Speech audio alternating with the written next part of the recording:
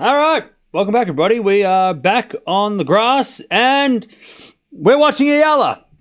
We are watching Eala again. She's the number one seed here in this 125K. She's taking on an Aussie, Liz Cabrera, who, interestingly enough, has Filipino parents and was born in Australia, born in New South Wales, I think, and represents Australia, but does have Filipino heritage.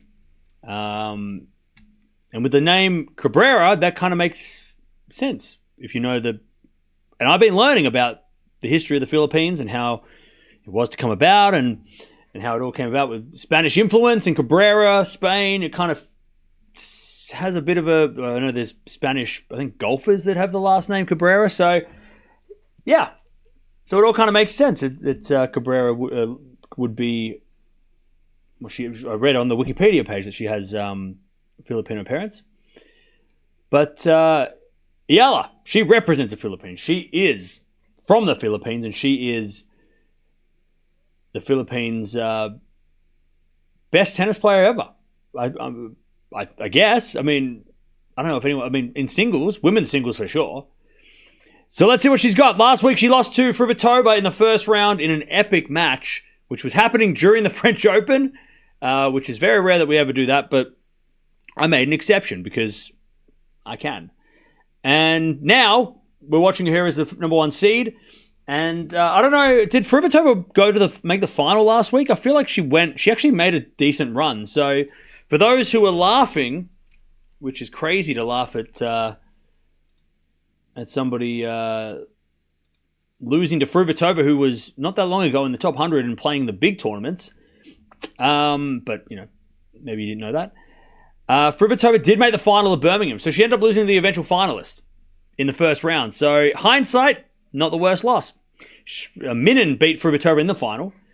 But, yeah, so there you go. So, maybe Eala just had a very bad draw. Maybe it was just a shitty draw, and she got a very tough first round opponent. Maybe that's what happened. I think that's what happened. Shremkova's got break points already against Krejcikova. We'll keep an eye on Krejcikova because she might play Raducanu. Shremkova breaks. All right, that sucks for Krejcikova. All right. But here we go. Players are warming up, and then we're going to get started and see what Eala can do in this matchup. But thanks for hanging out. Appreciate it. Wimbledon champion playing now on BBC. Nice. What else we got?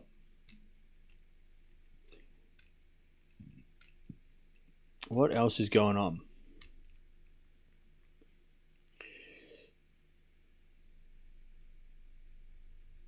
Guys, a high ball toss. Who, Shremkova or Eala? I hope Eala would deliver. Yeah, I hope so too.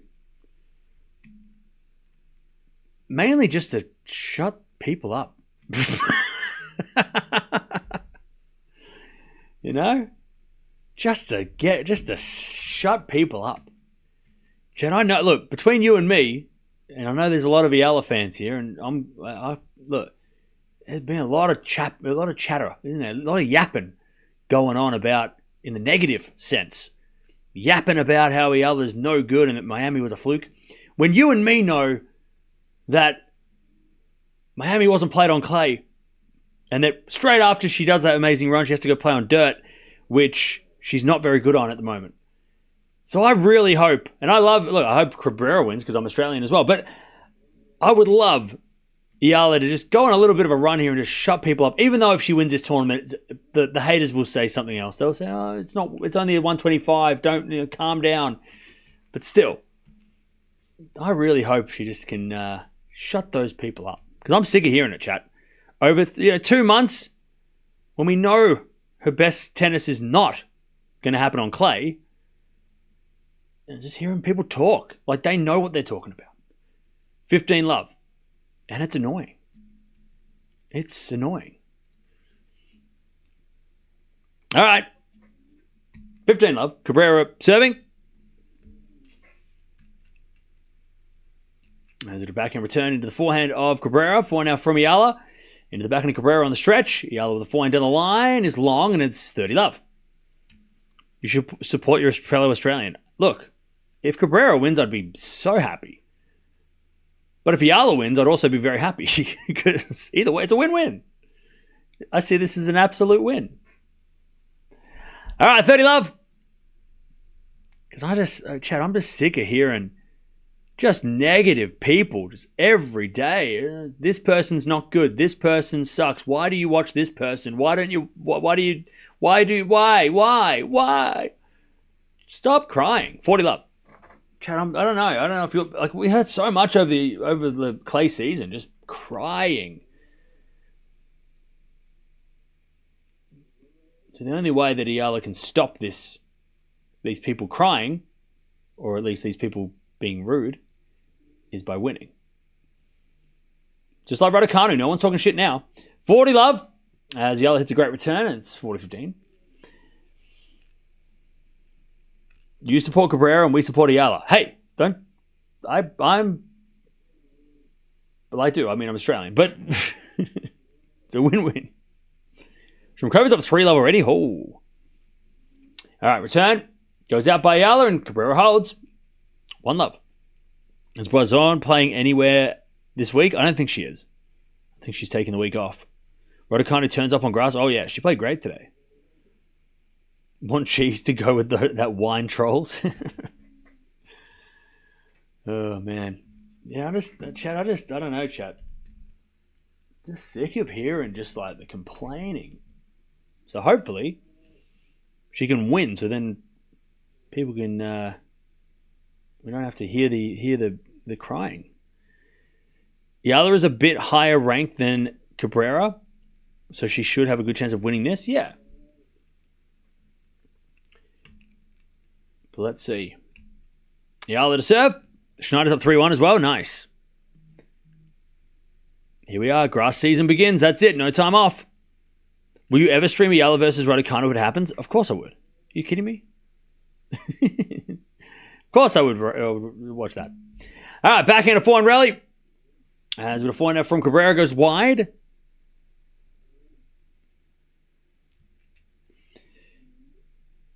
And it is 15 love.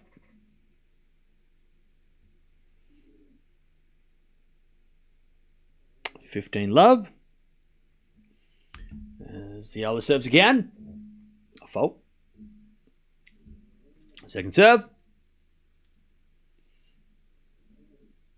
I support Cam. Thank you.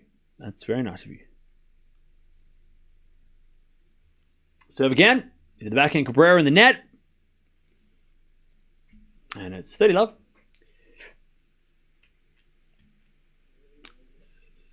Shrimkova's a decent player. Oh, yeah.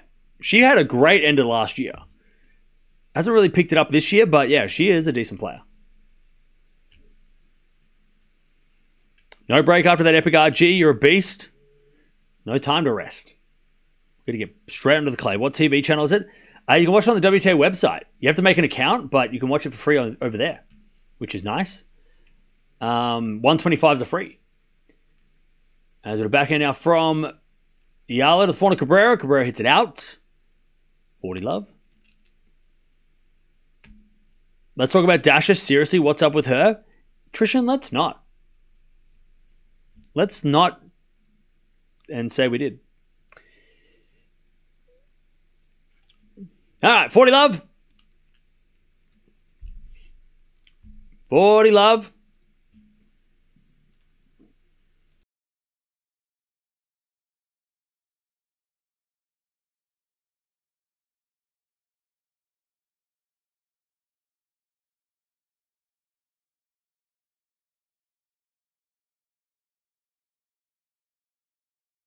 $40 love. Match has started. We can't show this match because that's illegal. Forehand backhand rally. That's Cabrera on the stretch. The forehand of Eala. Forehand from Cabrera on the stretch again as Eala goes the backhand to the backhand of Cabrera. Into the forehand of Eala. Cabrera backhand is long and it's 1-1. Oh, but you already knew that. 1-1.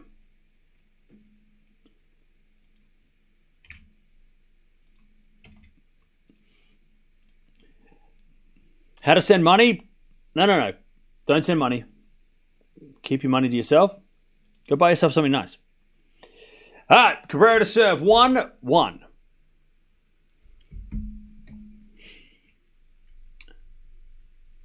As Cabrera serves.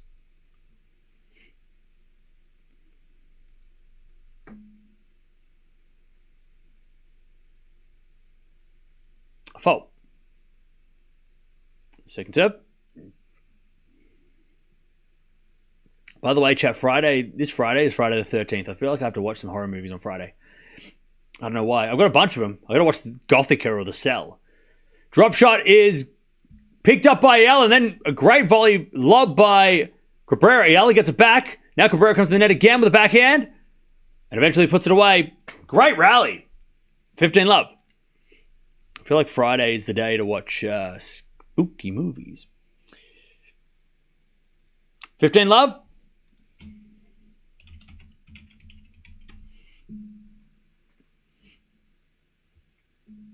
15 love.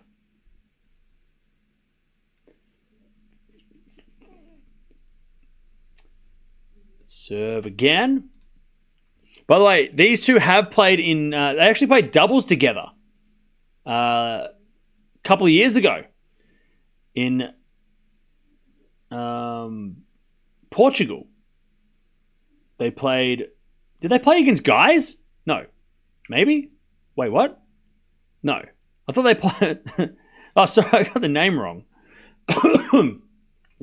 C. Wong. Isn't that Colton Wong? I thought it was Colton. That's his name, right?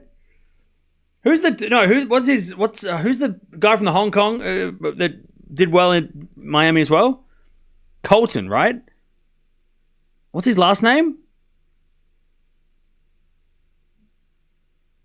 Coleman. Sorry, Coleman. My bad. Coleman Wong. Yeah, that's a thing. Yeah. But it's not. It's Cody Wong, who is also from Hong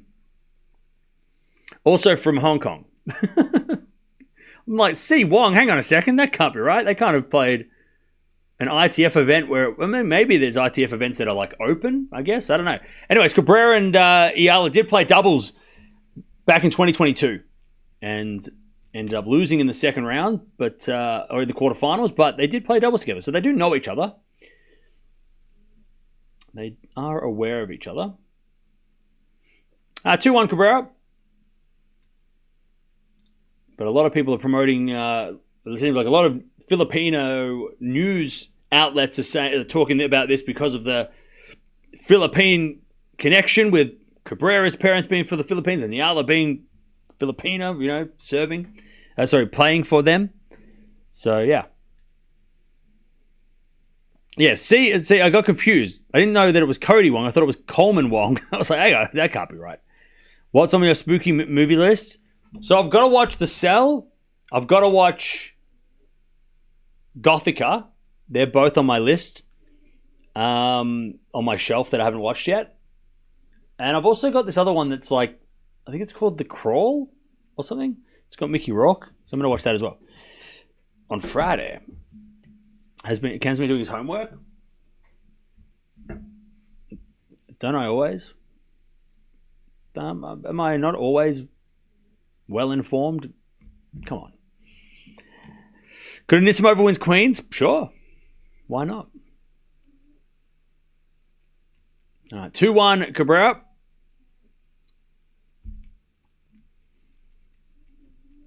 And there's a bit of fault from Eala. Second serve. Colton Wong's in baseball. Yeah, sorry, Coleman Wong. I got confused. I'm still recovering from what we just watched 2 days ago, the greatest match of all French Open history. Love 15.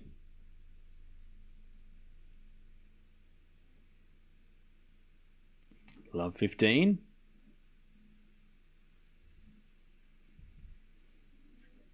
Serve again. Here's a fault. Second serve.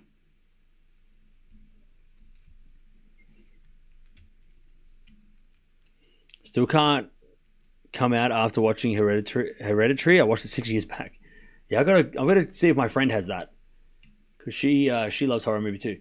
Slice goes into the forehand of Eala. She hit the tape twice. As she hits the forehand on the line for a winner eventually and says sorry. By the way, is the wind picked up or is it just the net that is glitching? Oh no, I think it's the graphics that are glitchy. Yeah, I don't think it's windy. I think the graphics are glitchy. Why is the net all glitchy? Is anyone else noticing that? Chat, has anyone else seen the glitch in the Matrix?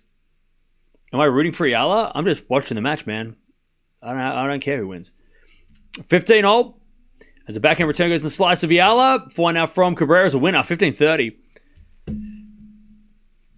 15-30.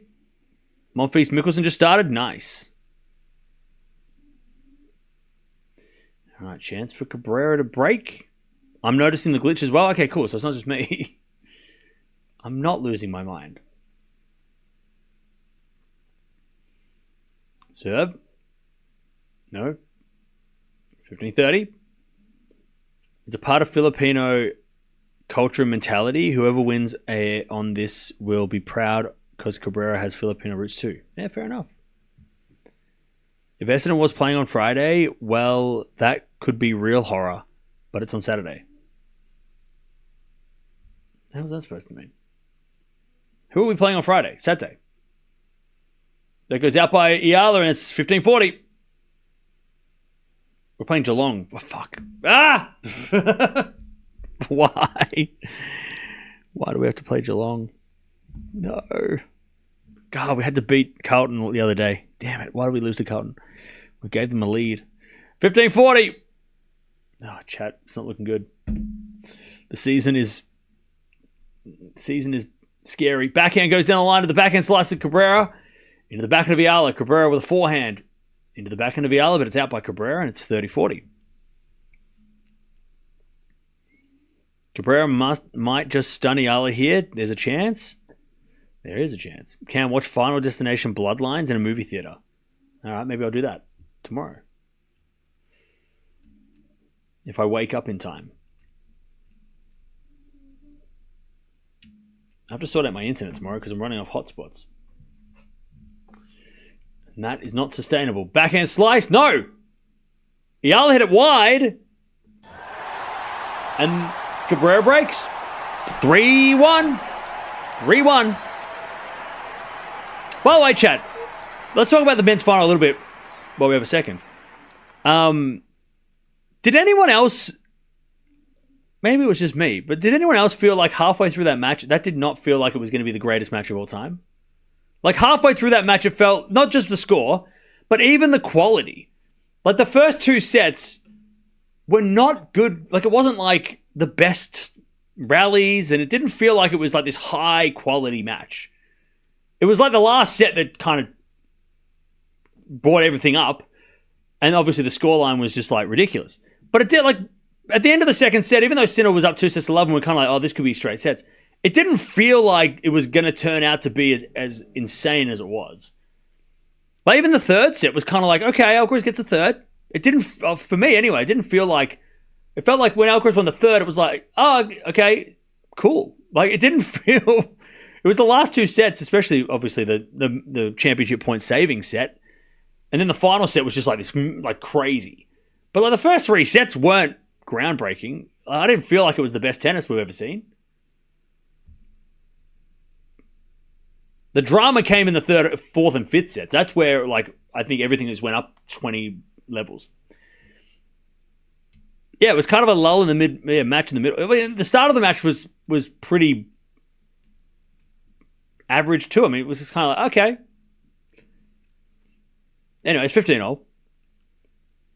But it turned out to be the craziest match, like one of the greatest French Open final of all time. Debatable because obviously you got to go back and look at the ones with, obviously Lendl versus Chang and Lendl versus McEnroe and maybe the Agassi one. And, there's a lot of finals to go back and watch, but there's a second longest Grand Slam final of all time. I mean, that's crazy. And I think that puts it in the same conversation as 2012 Australian Open because of the length. Also, somebody timestamped the point where I said if Sinner doesn't win this under 4 hours, he's going to lose. And I was right. I'm sorry, I was right. 15 all. That goes for down the line winner from Eala and it's 30. What did I say, Ted? 3 hours and 48 minutes. If Sinner doesn't win it before 3 hours and 48, he's going to lose. And at that point, he was up 5-3. And he was serving for the fourth. It was a coincidence, all right? I don't know. I'm not a magician. 15:30. Cabrera serves. In the back of Eala, forehand from Cabrera. In the back of Eala is Cabrera with a forehand. Goes wide. 15:40. The quality was there in the beginning, almost the same as in the last two sets. I don't feel like the first set was actually that high quality. I don't think it was. The intensity probably was much higher at the start just because they were even. But I think after the first set, second and third sets were they were okay. Fourth set was obviously dramatic, and then the fifth set was insane. But I feel like the first set was only intense because it was the start of the match. The stats would show, I think the stats showed that it wasn't that good quality in the first set. All right, 15:40. Return goes the backhand of Cabrera, forehand from Eala. And Cabrera backhand again, the forehand of Eala. Cabrera with a forehand goes long. We're back on serve, 3-2. Either way, doesn't matter how the match started. Match depends on how it ends, and that match ended in crazy style. And could have gone down as the greatest match at French Open history. Definitely one of the most memorable. We will not forget that match in a long, long, long time. Felt the same way that if Carlos could push to 5, he'd win. Well, yeah, his 5-set record is crazy.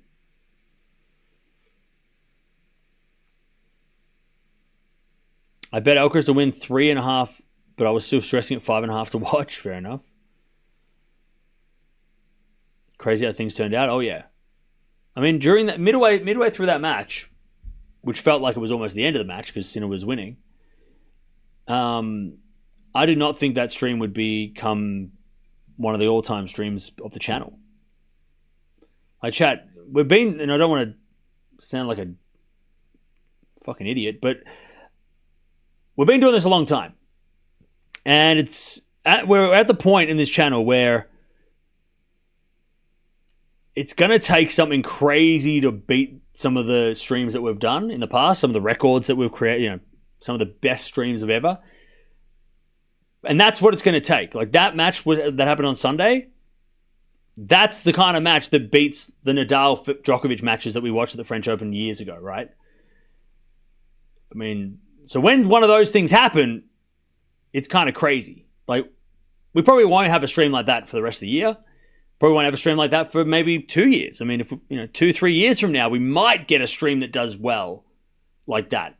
But it depends on those things, right? It depends on how popular those players are, how close the match is. Like, it's very rare that we actually set records at slams anymore. But so when it happens, I'm like, holy shit! Like, it shocked me. I was like, after that stream, I was like, what just happened? Because I knew it was going to be a good match, but I didn't think it would be like that insane. So yeah. So shout out to everyone who was there. A little bit of channel history. Biggest French Open match of all time on the channel. And the biggest non-GOAT match on the channel too. Which is kind of cool. Shows that we don't need the GOATs to enjoy the sport. As that goes out by Cabrera and it's 40 love.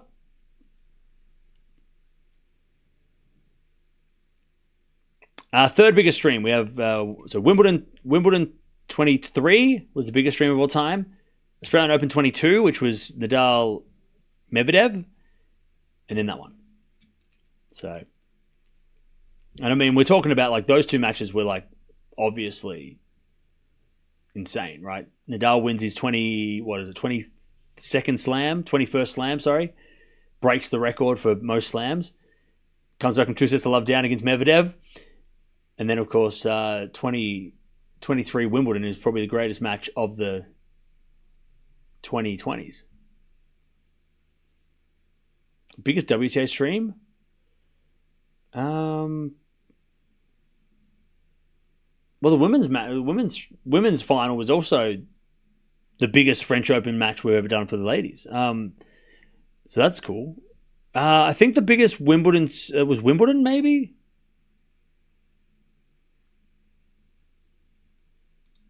I think Wimbledon might be the answer. Oh no, it was US Open. It was US Open, Gauff Sabalenka, US Open. I remember now because yeah.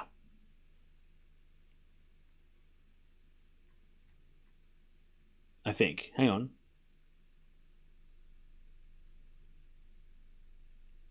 Actually, no, US Open. So the French Open was bigger than the US Open. The answer is actually Pegula Eala. Pegula Eala Miami is the biggest women's match of all time on the channel, which is so crazy because Eala literally, has just jumped on the radar and she's already. So if Eala makes a Grand Slam final, we're probably gonna. It's gonna be a pretty crazy day. That's wild to think that Eala. We've watched Eala probably about maybe, I would say about 15 times, maybe, and she's already after like a third match on the channel, she's broken the record for biggest stream of a WTA stream of all time. Craziness. Anyways, 15 love that goes out by Cabrera, 15-all. But yeah, so the biggest Grand Slam match for the ladies was the French Open final. It overtakes the US Open final between Gauff and Sabalenka as well. I mean, and yeah, you got to say it's because of Coco. People want to watch Coco, and when Coco wins, people want to watch and people get excited. I love it. Coco's got a lot of fans.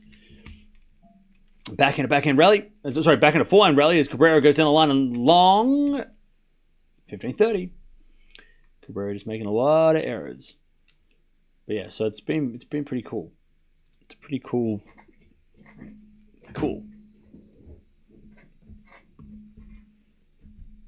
Very humbling to see that even though we've been doing this forever, that just when I think the channel's going backwards. Not backwards. Just when I think, we peaked. Something like that happens and you go, that's kind of cool. 30-all. We'll never beat Wimbledon 23, though. That'll never happen. We'll never beat Wimbledon 23. That was the peak. We peaked. July 2023, we peaked. Never going to beat that. 30-all.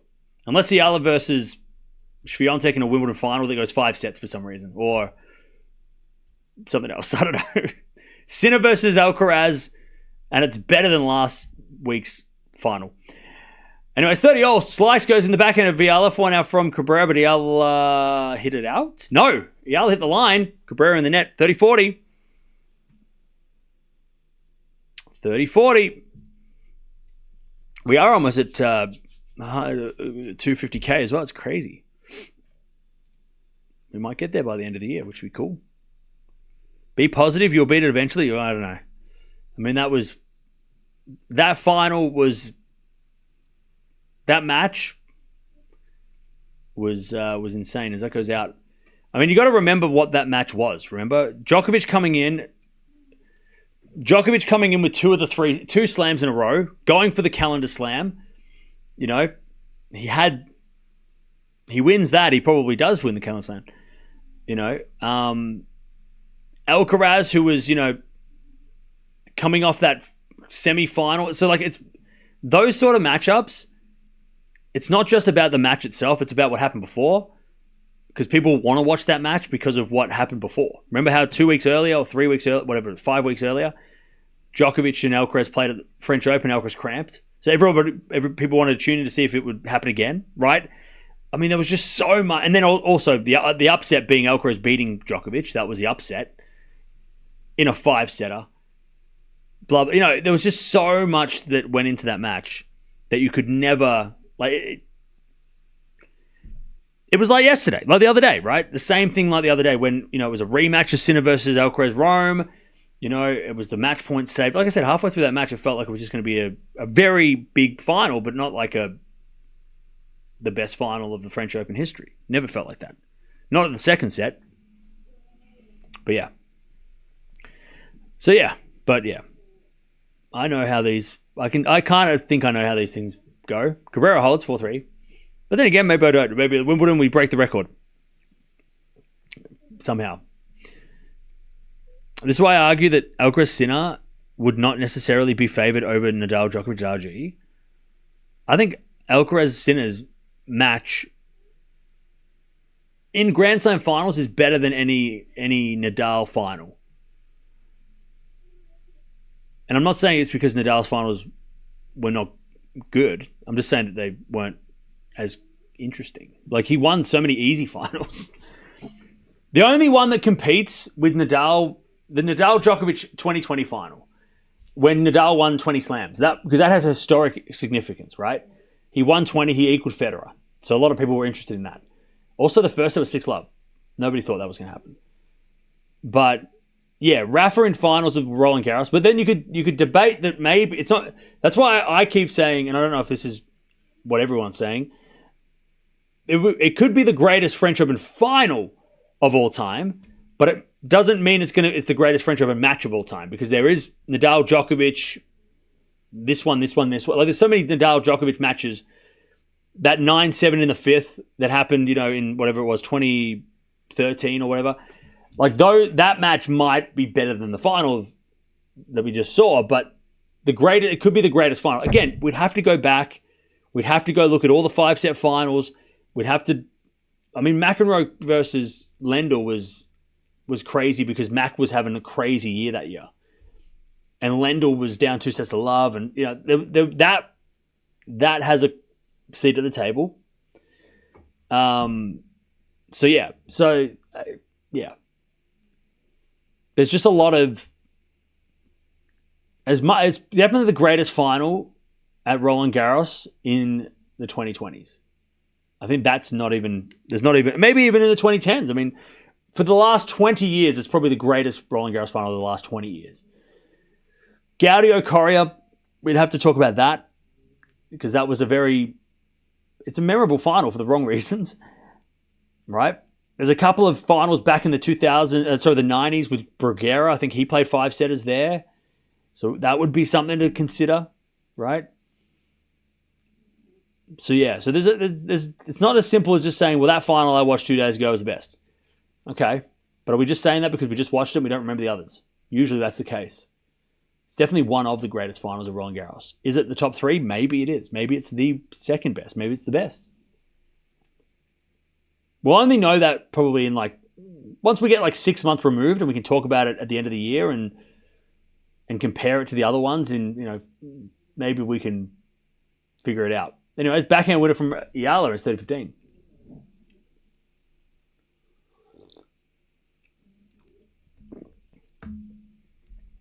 All right, 30-15.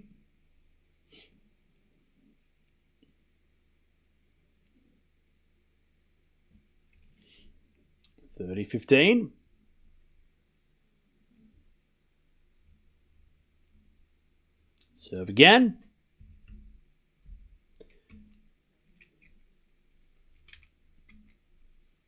What's your record most viewers at a single time on the stream? We had 50,000 during the Wimbledon final of 23. But yeah, we had a ridiculous amount of people here the other day too. 30-15. There's a second serve from Eala. Serving the backhand of Cabrera for now. Eala goes wide and it's 30-0. Chance for Cabrera to get the break.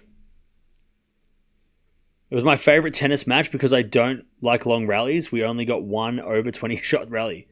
Well, there you go. It's crazy that we only got one rally over 20 shots, yet it went 5.5 hours. How's that crazy? That's insane. Yeah, Eala's making the main draw of Wimbledon. She's in the top 100. Serve is a fault. Second serve. Fonzie's playing next week. Where? Is he playing in... Please say it's in Halle. Is it in Halle? Return goes into the net from Cabrera. 40-30. 40-30. Haller, I think. Okay. It's either Haller or Queen's Club, or a challenger.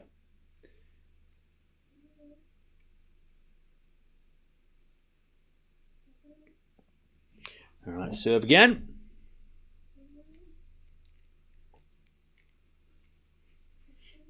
And it is a let. As the other serves again.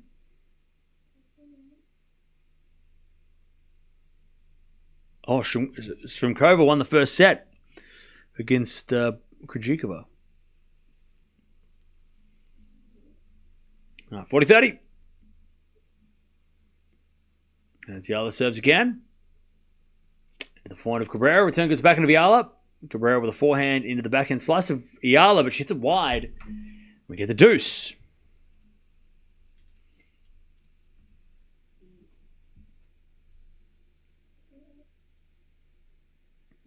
All right, we get the deuce. By the way, chat, don't forget to subscribe if you haven't already. Also, don't forget to like the video as well. We're nearing 20... or nearly 250,000 subs. 250K subs. That's how you say that. So that goes the net from Cabrera. Advantage Eala.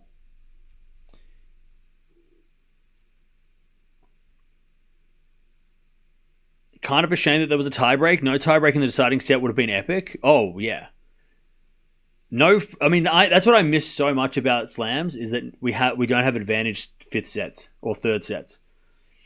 Well, I get the 10-point tiebreak's fun and like it's a good, like it's, I guess, good as Eala hits out back to deuce. But yeah, I miss those like 10-8 finals, like those 10-8 final sets, or even like I think what they should do is what they did at Wimbledon that one year that Djokovic and Federer got to the final, where they did 12-all tiebreak. I reckon 12-all, we cap it, it's fine, but give players a chance to win by 2 in that final set, so we get that 10-8 or that 9-7. Because those are the score lines that, I mean, 7-6 in the fifth. You're like, okay, okay, cool. So they had to stop. They had a time. They had a limit. But when you give them like a 10-8 or a 11, or whatever, a 9-7, I love that. Even like a 13-11, like you could have that. A 12-all tiebreak, match tiebreak. I think that would be more fun. Just in the final. Just the final. It's very rarely going to happen, but just the final. That would have gone 7 hours. Not if it was... No, it wouldn't have. If they played an extra 12 games, it wouldn't have gone 7 hours. It would have gone 6.5. All right, return to that. It would have been the longest Grand Slam final in history, and we would have... We're never going to get the longest Grand Slam final in history now because they've capped it. Anyways, 4-all. You're saying you wouldn't want an extra hour of that match? Come on.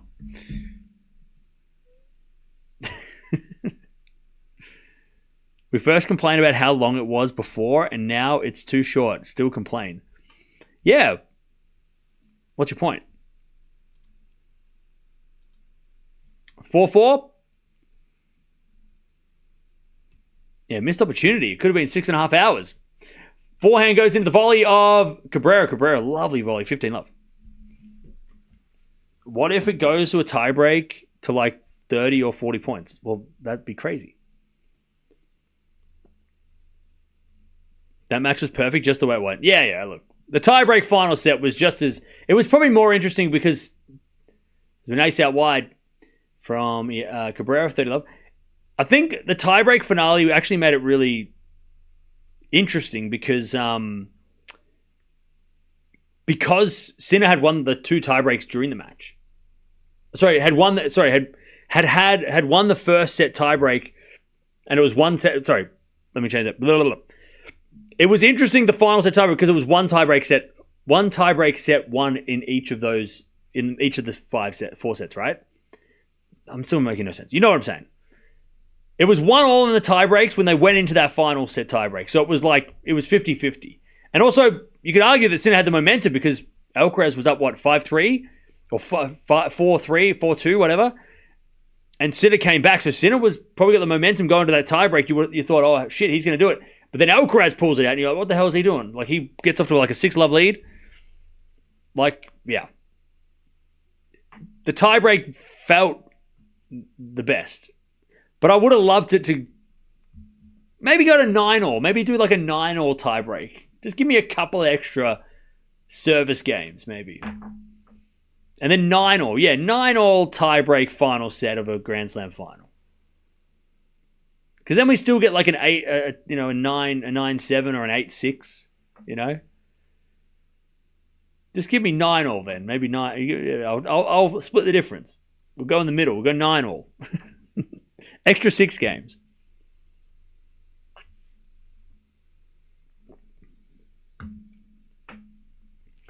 I bet you wouldn't like a long tiebreak if the finalists were 2 complete unknowns and you just want it to end because they beat Sinner and Alcaraz or whoever. Yeah, bro, because I'm a casual tennis fan. Like, you must be new here because, yeah, you know me. I'm a massive casual when there's a final between 2 unknowns. I just want it to end. 5-4 Cabrera.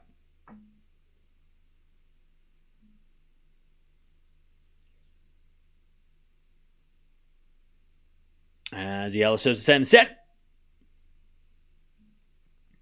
Serve is a fault. Second serve. That final passing shot was beautiful. Oh, yeah. That backhand pass he did to get to the tiebreak was crazy underrated too. As the return goes into the forehand of Eala and then backhand Cabrera in the net, 15-love. If Eala loses this, we should consider the Miami Open just as a Cinderella story. Never. It's the start of something amazing, and she hasn't replicated it yet, but she will. If she was 40 years old, I would say yes. I would agree. But she's 20. She's just getting started. That was just showing her true power. Miami was just the start. Don't you worry. Eala is just getting started. You can say, oh, she's never going to do that again. I doubt. I disagree. 40-love. Cam will not leave the Eala bandwagon. Yeah, because you're all going to try and jump back on when she does something else in the future. And I'm going to be there beating you off with a stick and being like, get off the bandwagon. You're already off here. You can't jump back on the bandwagon, all right? If you leave, it's a one-way trip. You ain't coming back. Oh, but I always loved her. Get out of here. Get the hell out of here. The bandwagon's full. If you jump off, it's your fault. No return tickets. But I love her now. No, get out of here. 5-all. Get out. If you jump off, you're off for good. It's a moving train. You can't get back on a moving train. I don't care if you're riding a horse. 5-5.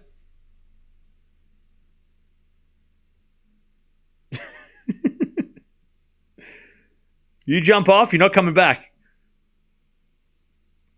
That's why I'm here. I'm the gatekeeper of fan bases. I'm the gatekeeper of the Eala fan group, all right? If you're out for good. There's no return. Your membership gets revoked and you can't reapply. I'm sorry, you're out. It's ride or die. It's ride or die. 5-5. As the return goes into the back of Cabrera. Cabrera, oh, what a winner down the line. 15-love. It's ride or die.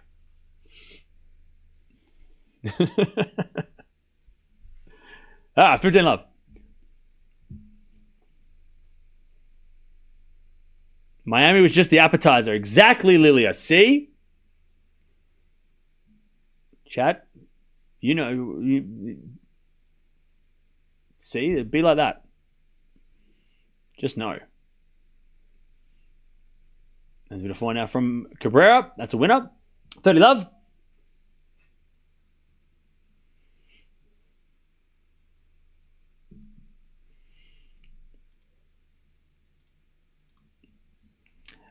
I liked it, South African postcard. Yeah. Did you send it?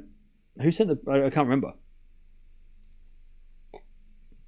By the way, if you do send a postcard, it hopefully will get here by Wimbledon. So if you haven't sent one, you want to send one, send it now. So then it gets here before Wimbledon. Sorry, during Wimbledon, because I'll go to the PO box in the second week and check it out. All right, 30-15.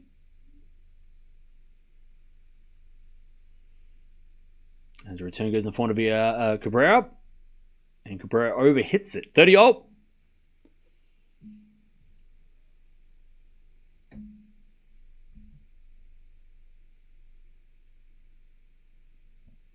Serve again.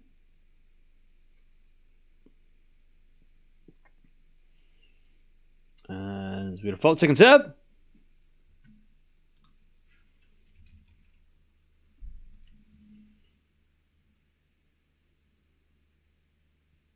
As Cabrera with a lovely serve, 40-30.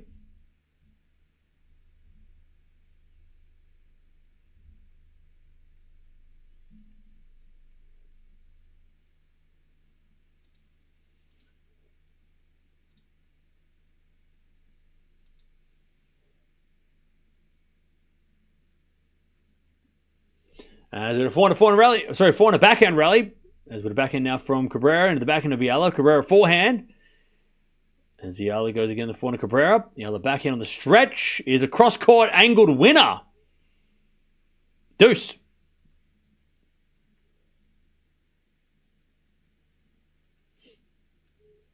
We get the deuce.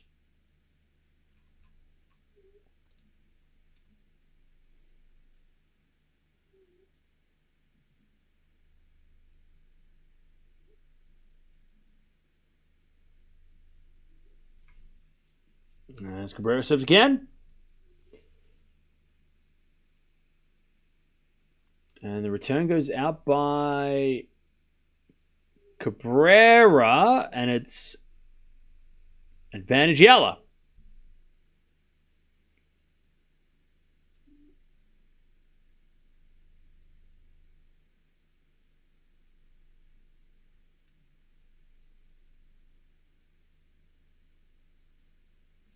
As Cabrera says a fault, second serve.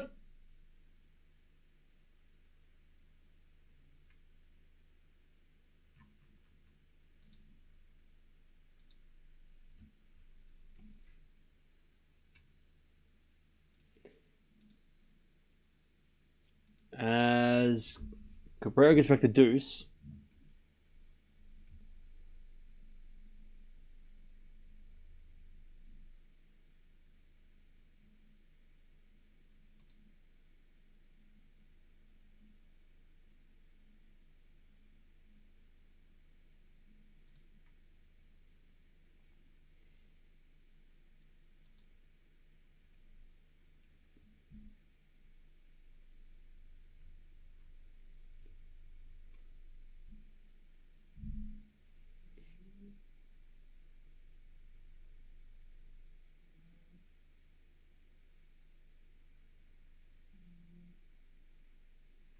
All right. As Cabrera gets to advantage. As Eala with the backhand down the line to the backhand of Cabrera. Eala forehand again to the backhand of Cabrera. And Cabrera hits it out. We're back to deuce.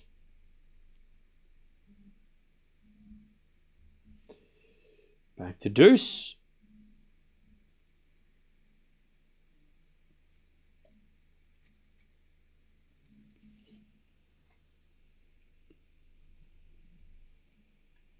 Back to deuce. Gonna serve again. There's a fault. Second serve.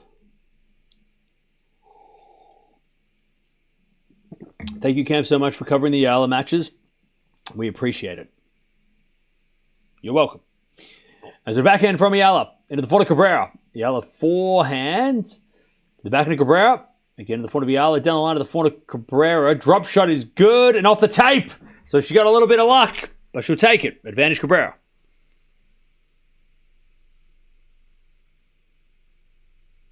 I'll be honest with you. I have no clue what happened.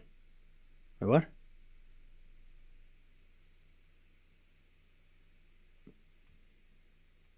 Cam, are you a fan of Eala? If yes, then why don't you live stream Kazakhina? Great question. Advantage Cabrera. And she serves a let. So the reason why we don't watch Dasher is because I like watching Eala, but I'm not emotionally attached. It's the same reason we don't watch Demon. Because if I watch Demon or I watch Kasatkina, I become annoyed. I get angry. And if anybody comes in the chat and starts talking shit, I'm not in the mood.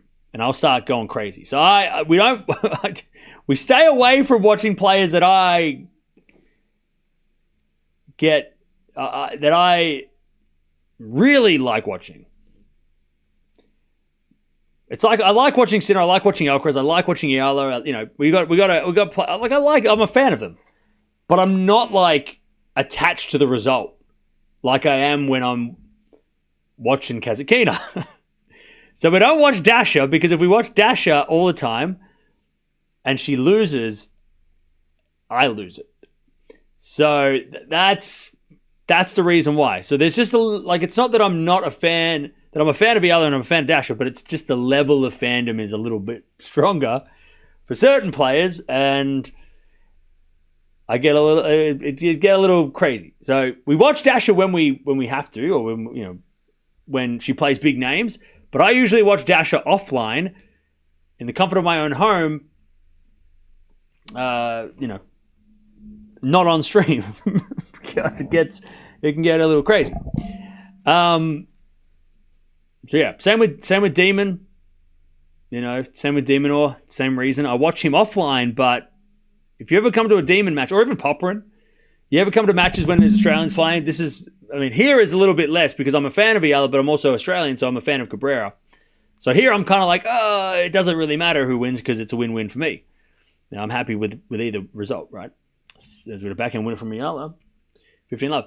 But if it was just like one person playing, like an Aussie playing someone, I can't do it.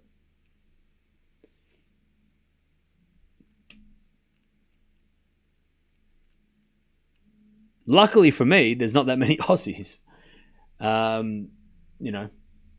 the top of the tree that we watch all the time, because unfortunately there's not that many Aussies at the top of the tree. But yeah, if you've ever seen people hate when I watch Australians. Remember when we watched Popper and Djokovic? People hate me streaming them because I'm so biased. It's just annoying, and I agree. 15-all. Do you like Dasha because she's an Aussie, or did that not matter? No, I liked her before she was an Aussie. 15-all. Been a fan of Dasha for years. 15-all. Serve again. Sometimes I feel that Cam feels that to some degree about Raducanu. I also I like to defend players, because people come out on Twitter and then they come in here and think they can talk the same way. We don't do that here. So it's not that I'm definitely more of a fan of the Aussies and Dasha than I am Raducanu. But I also, same with Eala, right? It's when people come out here and randomly attack the players that we watch unfairly. I feel like I have a responsibility to defend the players that are getting hate for no reason. And Raducanu falls in that category ridiculously, for so many years. She just gets unwanted and unwarranted hate. So I feel like we are pro players here, right? We support the players, and they get enough hate online, so we're not going to make that something here. We don't hate players here. We don't hate on people here. 6-6. We get to a tiebreak. So you might think that I'm like this Raducanu super fan, like I am with Dasha, but no. When I watch Raducanu in general, I don't, I'm not emotionally attached to her results. But I am a defender because people, just for some reason, just try to tear her down all the time. And I'm like, we're not about that. Same with Fonseca. Same with the Eala. Same with Osaka, right? As that goes out from Cabrera, 1-love.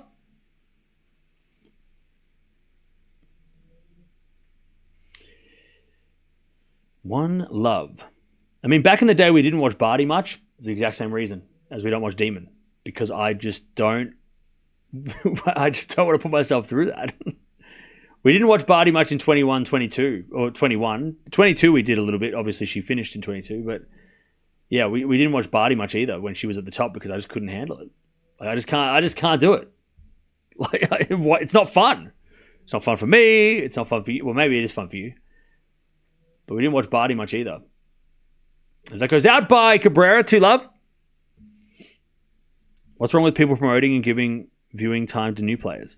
Well, yeah, I mean, there's also a lot of people that want to watch Eala. I mean, we've got 1,000 people watching a challenger event. That doesn't happen when we watch other players. So there's obviously a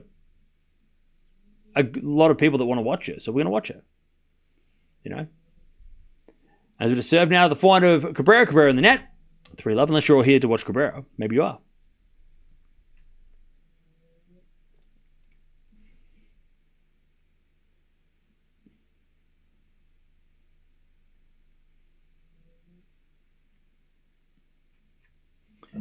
As Cabrera serves, 3-love. Monfils totally off today. Oh no. I'm also not emotionally attached to Raducanu matches. Pfft, Trishan, that's it. Come on now. As Cabrera serves a fault, second serve. Second serve. As the return goes in the slice of Cabrera, backing out from Eala. And Cabrera drop shot. Eala's going to get there and put in the net. 3-1 to Eala. 3-1. What do you think about Sabalenka's comments on the Coco win? Yeah, we already talked about that in the last match. So yeah. We talked about that at length. All right. First serve is a fault, second serve.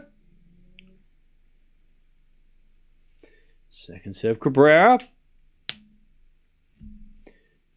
Is an ace. Great serve. 3-2. Eala with the mini break. By the way, Eala has a knack of playing this long grass court matches. Speaking of Raducanu, her whole match nearly finished by now. But also she won 1 and 2, so yeah. All right, 3-2. Eala with the mini break.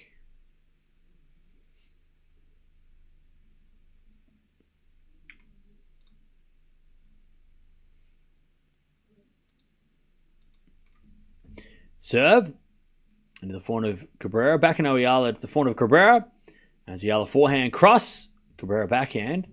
Goes into the forehand of Eala. As Cabrera goes down the line again to the forehand of Eala. Into the forehand of Cabrera on the stretch. Eala with the forehand cross. Cabrera's going to get there with a slice. Eala forehand again. To the back of Cabrera. Into the forehand of Eala. And it's Cabrera forehand. Into that Eala backhand. As Cabrera gets there with the backhand of her own. Eala backhand again. The forehand of Cabrera. Into the forehand of Eala. As Cabrera backhand slice. Into the forehand of Eala. Again to the backhand of Cabrera. Eala with the forehand to the line. And it's a winner by Cabrera. What a shot. All right, 3-3. Unless the Alva shot went long. Either way, it was impressive. 3-0. What a long-ass rally. Not going to lie, it was most unhinged, bold press conference I've seen in a long time, and I respect that it was funny. Yeah, we talked about at length about the comments.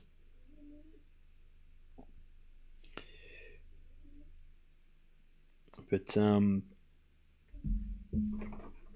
yeah, I'm sure that going forward that she won't, I don't know. Gauff won. Gauff won.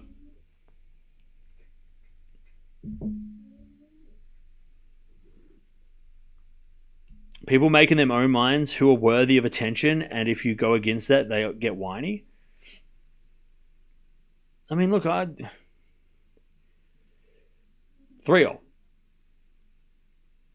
As we're back in now from Eala to the forehand of Cabrera. Cabrera hits it out, 4-3 Eala.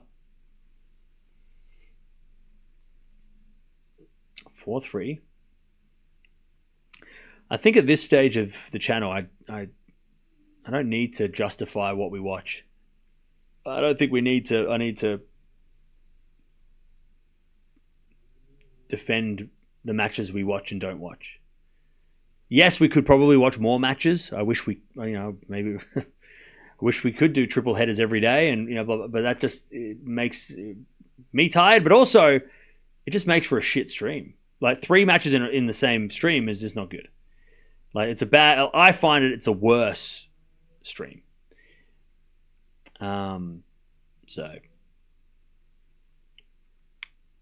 But yeah, there's probably matches. I mean, I do wish we watched Draper Bublik now, in hindsight. That would have been, we missed that one. It sucks. I wish we did watch that match. But other than that, I'm pretty happy with every match we watched and every one we didn't watch back at the French. I don't think we missed out on too many crazy matches, except for maybe the Norrie-Medvedev match at the start. Yeah, we could have watched that maybe. But in the end, we made up for it with that final. So I don't feel like it was, we missed out on much. We didn't miss too many upsets, really, because there wasn't that many. Anyways, 5-4. Eala with the mini break. And she serves.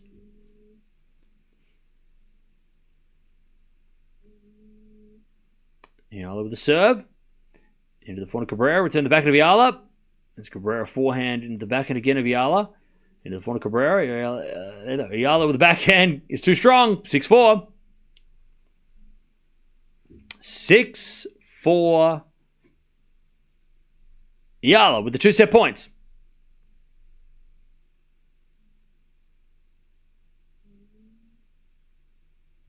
(6-4) to take the first set. 7 to the backhand of Cabrera. Cabrera in the net. There's the first set. First set to Alex Eala, the number 1 seed. Right. Nice one from the number 1 seed.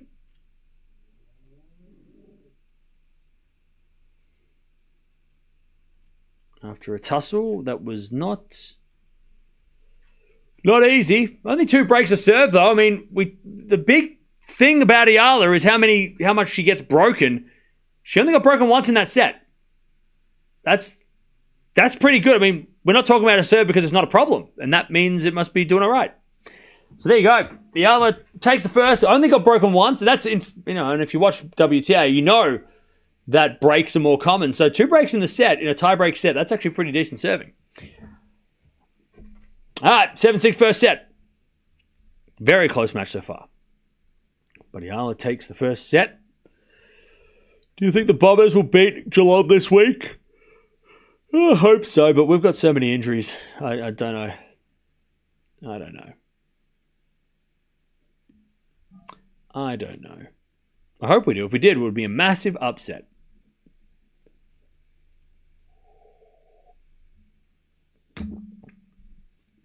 All right. First set in the bag. Sleep is Cam's enemy. I don't need no sleep. I'll sleep during the day. All right. Is Coco playing in Queens? No. Zhang, Keys, Raducanu, Navarro are playing here, but no. Gauff's not playing here. Gauff's playing next week. Plus, you have a suspended player for the Bombers. Oh, Durham? Yeah, he's my favorite. One of my favorites. So that fucking sucks too. Now we don't even have him. He's a superstar. All right. Eala to serve. Wimbledon starts in 3 weeks. Yeah. 3 weeks. 3 weeks. All right. Eala serving first. 15 love. 3 weeks.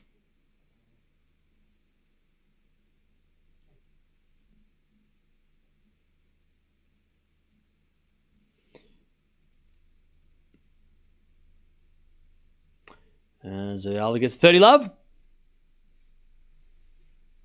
Grass season is notoriously short, yeah. The only way they'd make it longer is if they push the US Open. They'd have to push the US Open to like the end of September. Maybe the start of October. Which I don't think it would be a bad thing unless there's something I'm missing.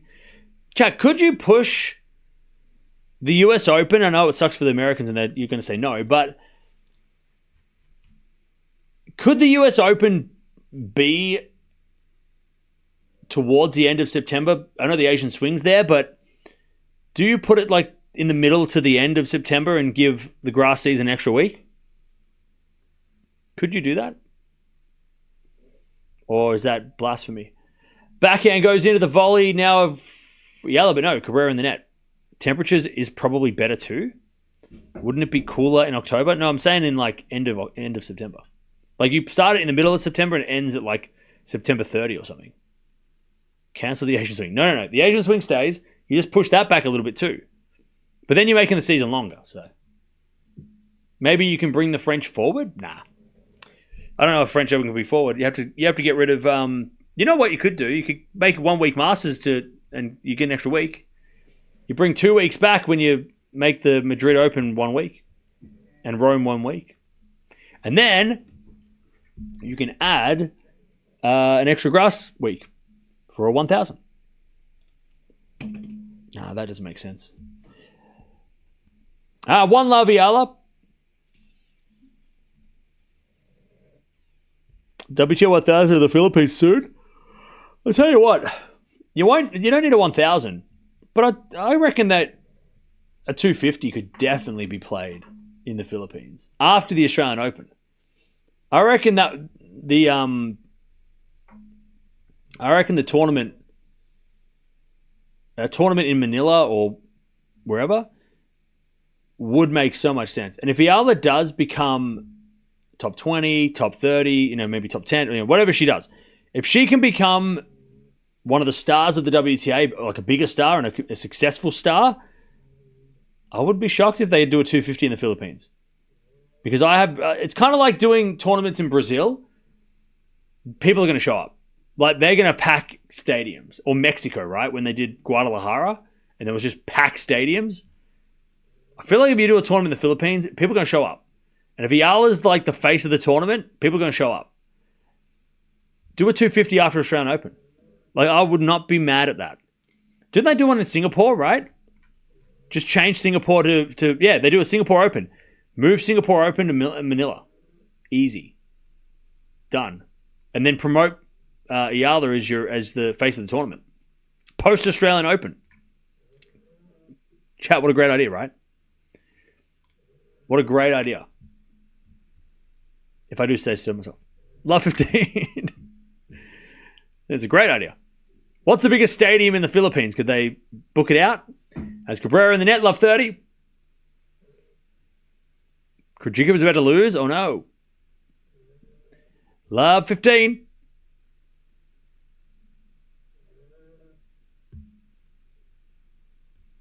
Love 15.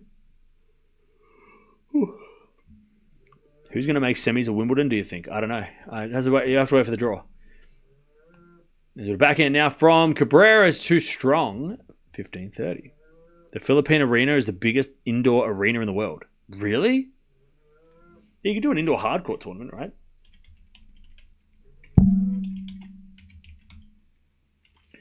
The Philippine Arena. 55,000 capacity. You can book that shit out. As Cabrera hits a lovely drop shot winner, 30 up. I reckon you could go there. That stadium is massive. They play basketball and stuff there. They could do tennis. Oh, it had 96,000 people for a Coldplay concert. Wow. Yeah, just book that place. I don't know if that has any other courts. Like, is there any tennis courts there? The main stadium is something. I'll tell you what they could do. They could do an exhibition match in Philippines. Get Alcaraz and Eala, and they could use that stadium for an exhibition. All right, forehand goes in the back. Maybe Federer. Backhand in the net from Eala. It's 40-30. Raducanu and Eala and Federer and Alcaraz. Just a thought. Maybe. The Philippine Arena. I don't know. Maybe. It's not a bad idea, right? 40-30. Serve out wide is an ace by Cabrera. She holds 1-all. 1-all.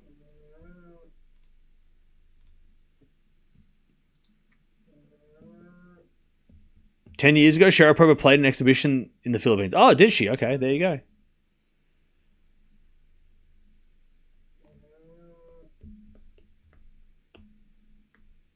And Nadal played the following year. Wow, okay.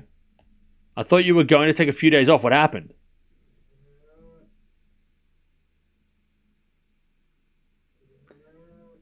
Nope. That's after Wimbledon. I feel like they did the tennis league by the Indian billionaires. Yeah, they did do that. I saw a video about that recently with I think it was Colt Tennis put a video out. About the Indian Premier League. Shrimkova will play against Raducanu, so no Krejcikova. That sucks.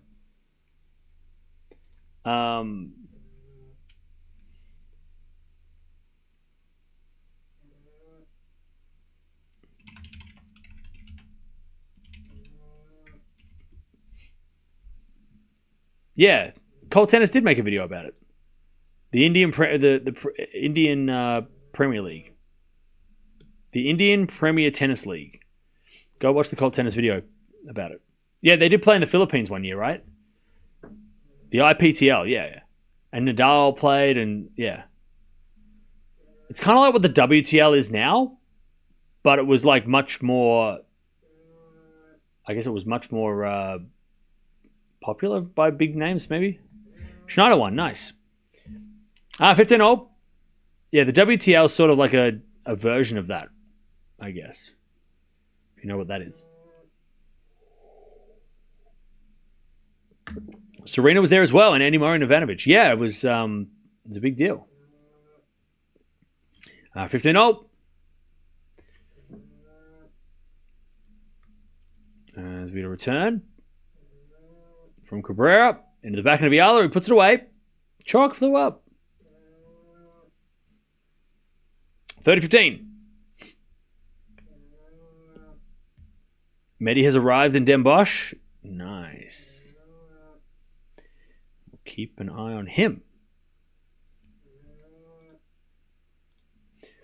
30-15.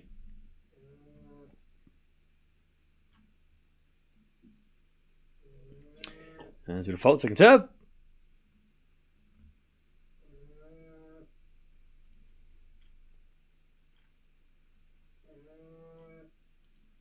Hey, idiot in the chat who's saying Trader Lizette. She was born in Australia, you idiot. Stop spamming. 40-15.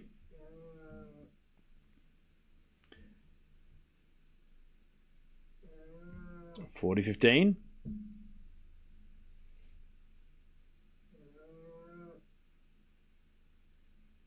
As Eala serves.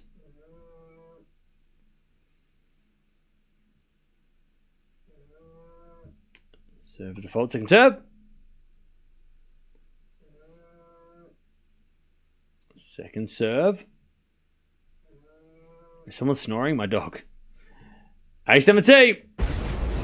And Eala takes the 2-1 lead in the second. Tennis players work the hardest year round compared to other athletes. Yeah, because they have no choice. They have to. It's just the way the sport is designed. Ivanovic really wanted her to beat Sharapova in the AO 2008. Fair enough. Thank you, Susie. Appreciate the nice words.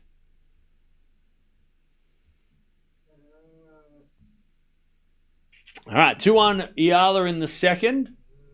She won the first set in a tiebreak. We've only had 2 breaks of serve.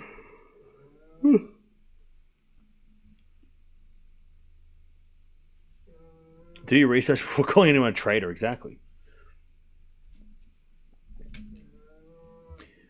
All right.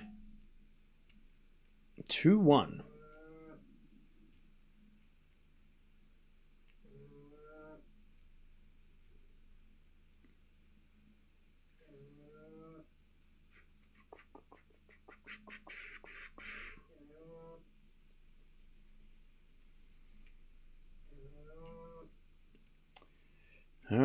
right. Carlos just posted that he's in Ibiza. Well deserved. I love that for him. He would have gone anyway, even if he lost. He would have gone anyway. His brother was like, he already booked the tickets, his brother. He's like, I'm already going there, so you better, win or lose, we're going. If you win, we celebrate. If you lose, we go there to forget. 50 love. I have a feeling that after such a mental draining final, we have a good chance of a different Wimbledon winner. What do you think? Nah. Nah. I think Sinner's going to be more intense. Like, he's going to be hungrier to win Wimbledon after that final. I don't think Sinner's going to be as disappointed. He's going to get over the disappointment a little quicker than maybe anyone else would. And I think he's going to make it even more... he's going to really make Wimbledon his redemption. If he has to play Alcaraz. If he doesn't play Alcaraz, he'll win it. Anyways, 40 love. But Alcaraz, maybe Alcaraz... We don't know how he's going to come up. But I think Sinner's going to be more... Like, he's going to get over that disappointment in like a week or two, I think, and he's going to use it as fuel. Djokovic, I think he's going to use Wimbledon as a chance to get another slam. I think he knows that that's his best chance. And he's got to be encouraged by what happened at the French, making the semis, right? Alcaraz, we'll see how he looks in Queens next week if he plays. But, yeah, those are the guys. Those three guys are the guys that coming into Wimbledon are the three guys that are going to... One of them is most likely going to win. As Eala returns, and that goes in the net by Cabrera, 40-30.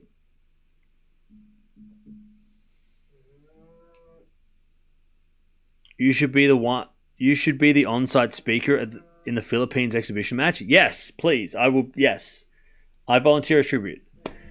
Yes, please. By the way, Chad, I still don't know if we're going to be if I'm going to the Philippines or not after Wimbledon. There is a chance as Cabrera hits a winner. It's 2-0.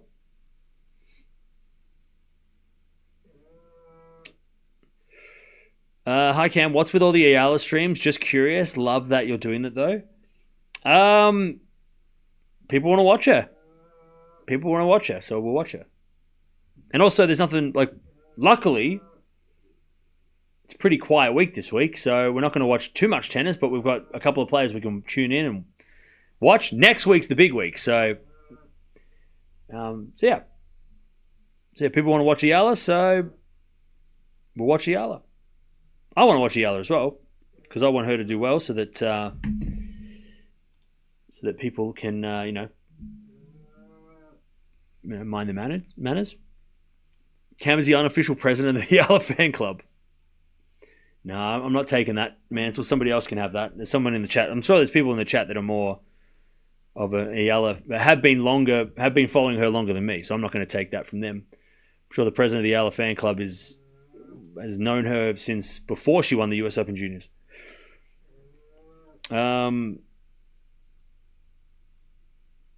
So wait, chat, should I really not go to the Philippines in July? Is that the thing? I really want to go to the Philippines in July. I really want to go to the Philippines in July. Holy shit. Not mate, no rest for the weary dude. I wish I knew who sent that.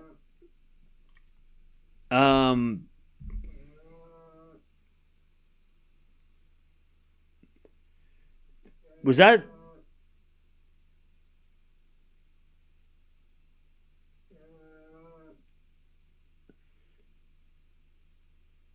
You were supposed to send that much? If you weren't, let me know, because I don't want you to think that, oh shit, I put an O on that and I wasn't supposed to. It was supposed to be 36. or $3.60. Holy hell. But thank you for the $3.60 if that is what you meant to send. Again, if it's not what you meant to send, then definitely reach out to me and we'll fix it. We'll figure it out. But I just wish you knew who it was.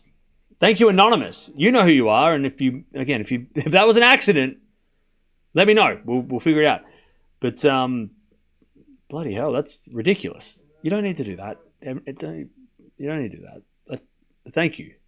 You know who you are, and I know who you are, but I'm not going to say your name because you're anonymous. So I don't want to.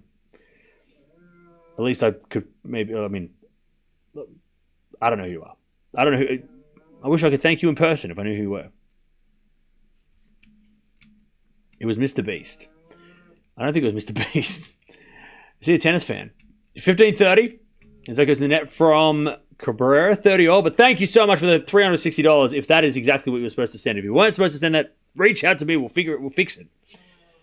But if it was, thank you for the $360. That is ridiculous. That is possibly the biggest, it's no doubt the biggest donation of the year. One of the biggest donations on the channel. So thank you for that. You did not need to do that. But I do appreciate it. Eala with the backhand. Into the forehand slice of Cabrera. The backhand of Eala is Cabrera. Drop shot winner. Okay. This match hasn't over yet. 30-40. More DVDs. I could buy 360 DVDs for that. No, that's definitely not... I'm not buying DVDs.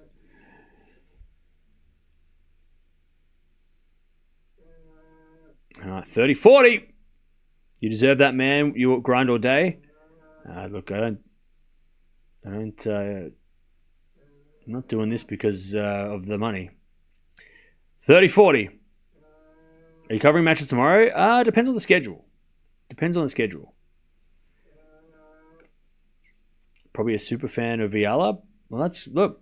If you love watching Eala, thank you for hanging out, and we're going to watch her. So as that goes into the front of Eala, Cabrera with a break point here, backhand into the front of Eala, again to the front of Cabrera, as we're backhand again from Eala. That's to the slice of Cabrera. Eala with a forehand inside out winner. Beautiful shot, deuce. She stays in the game.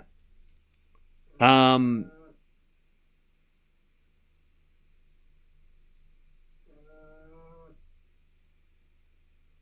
broke, so not me at all, but people love you. I mean, again, I don't know what to say. I mean, that's a ridiculous donation. But I appreciate it. And again, reach out to me if you didn't mean to send it. Because that could have been, it seems, I don't know. It's weird. It's a shocking number. Like, you meant to send $30. Reach out to me and we'll fix it. Deuce. Serve again. Into the backhand of Cabrera. Forehand from Eala to drop shot of Cabrera, but Eala's going to get there. And Cabrera puts up a lob. Eala with the backhand cross court. Cabrera gets it back with a slice, but Eala's got a backhand down the line. Cabrera puts up another lob. And then Eala backhand again. Cabrera with a slice forehand in the net. Good rally. Advantage Eala.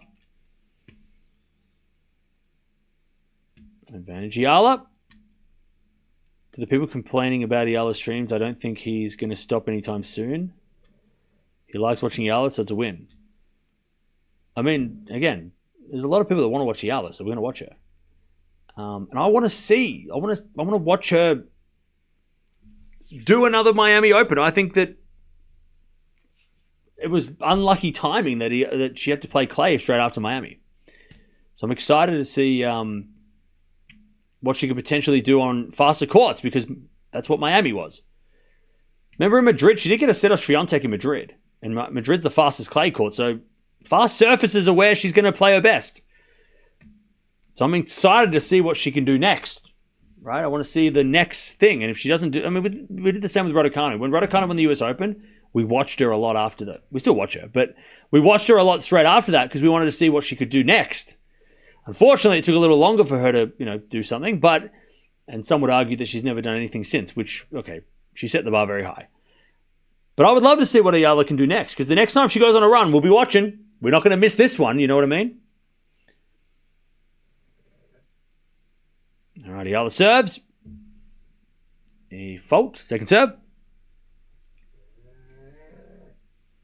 What do you make of Swiatek's performance at the French?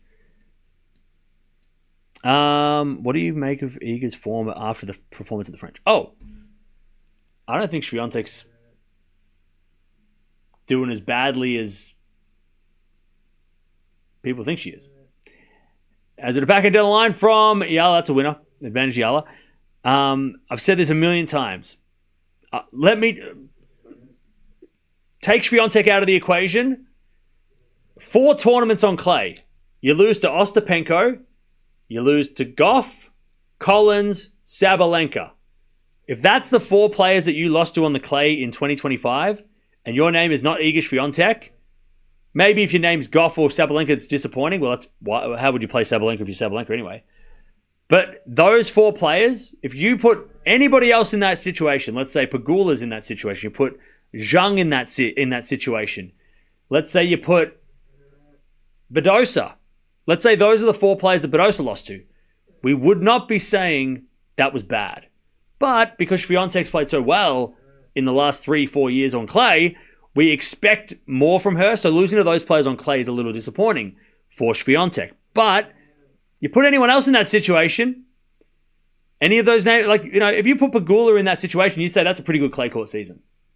What, you made the semifinals of the French, lost to Sabalenka? Okay. You lost to Ostapenko and Stuttgart, who won the whole thing? Okay. Gauff, you lose to her in a semi-final? That's not bad. And Collins, who's dangerous on any surface. If you're Pegula, you're taking that. But because of Swiatek, we're like, but you didn't win anything. You see what I'm saying? So I don't think she's playing as badly as it feels like she has been playing. She's just not doing what she did 12 months ago. But last 12 months ago, she lost to Raducanu and then won everything. She's never going to replicate that. That's impossible. That's so hard to replicate. You're on your own here? I don't think so. I think there's people in the chat that also know what I'm saying. So yeah, it's definitely worse than Swiatek's been, but it's not a bad clay court season. It's just bad for Swiatek because she's so good on clay and she's set the bar so high. But again, Penko, Gauff, Collins, Sabalenka. Those 4 players, you lose to those 4, it's not a bad thing. Not a bad thing. My thoughts exactly, Camp? See? Oh, you were talking to someone else, Kevin. Okay. Sorry, I thought you were referring to me. Anyways, Cabrera with a slice forehand to the front of Eala. Backing out from Cabrera. Into the front of Eala down the line. Cabrera with the front of the stretch. Goes out. Left 15. So yeah. And look, and I think if you're a Swiatek fan, or it has been a tough 12 months. It definitely has, right? She hasn't played nearly as well as she could have. She had obviously the ban as well that we didn't know about at the time, but then she didn't play the Asian Swing because of that. She lost her world number 1 ranking. She obviously has dropped down the rankings because of all the points she lost from this time last year. But remember, she was 1 point away from an Australian Open final. She wasn't that far away from the Australian Open final. She was literally a point away. And that would have been really interesting to see her play Sabalenka in that final. But she was 1 point away from making the Australian Open final. She was very close to winning a gold medal at the Olympics. She made the final. Right? She won the silver, but she was in the final of the Olympics, which is the pressure, all pressure, right? And the best thing about Swiatek is that she has nothing to lose from now.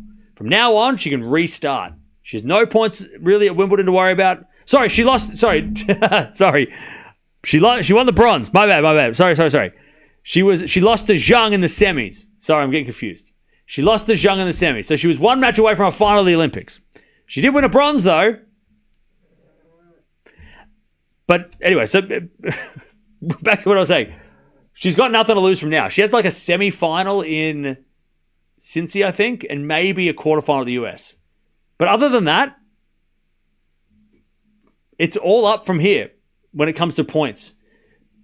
Asian Swing, which is what she played really well at 2 years ago. She can do well there. She doesn't have to defend the WTA final. She can go into that tournament with, if she makes it, which I think she will, she can go to that tournament without too much pressure. Like, all the pressure's off her now. And all the focus is on Gauff and Sabalenka. And that might help Swiatek. 15-40, break points for Eala. As with a volley from Cabrera. It's too good. 30-40. So, yeah.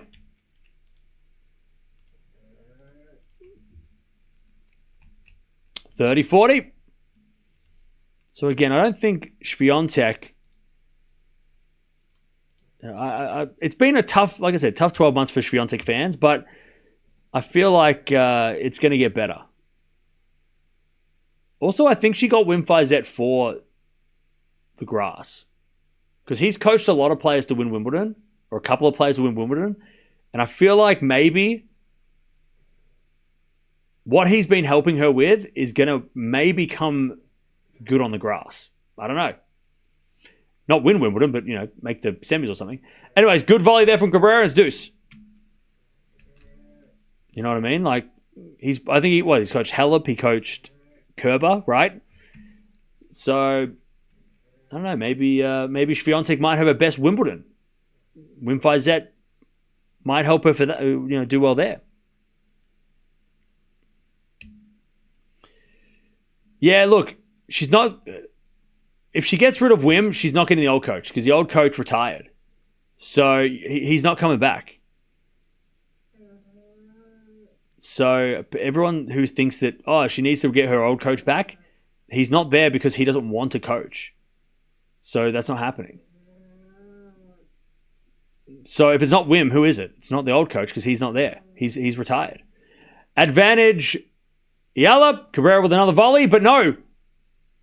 Cabrera hit out in the approach. 4-2 with a break. Eala in the second. Well, as far as Polish people have told me, he's retired. He walked away because he wanted to stop. He wanted to stop coaching, so he ain't coming back. Goran's working with Tsitsipas.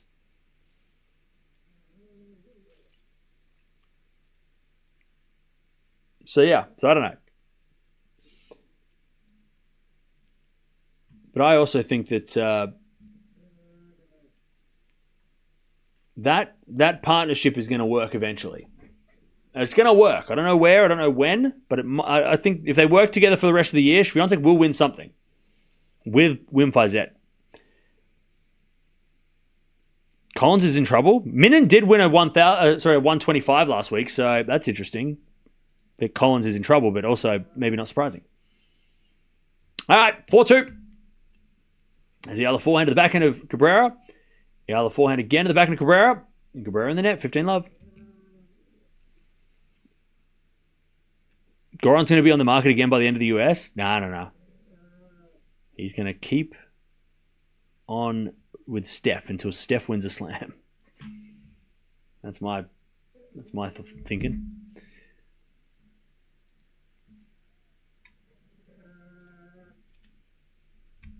Venus said Minnan is a future world number one that one time, so watch out. Wait, what? When?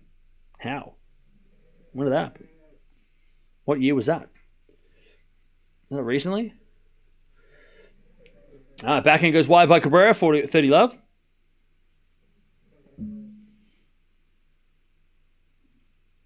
$30-love.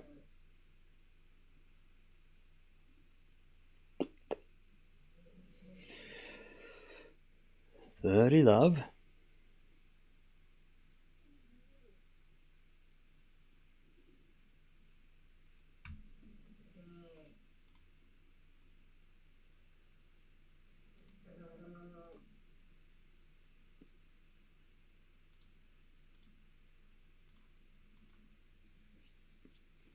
All right.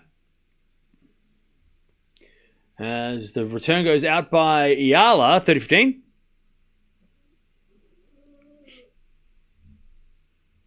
$30-15.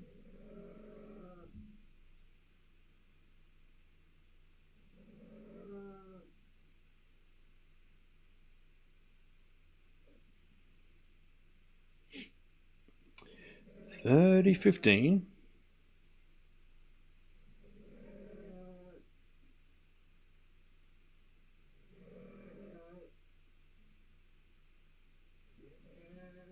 as Eala comes in the net with a volley, but it's in the net.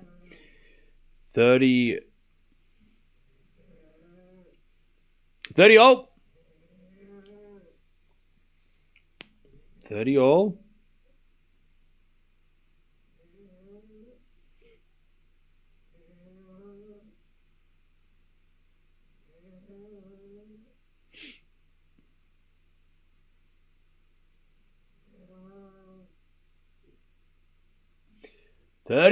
As Eala serves again.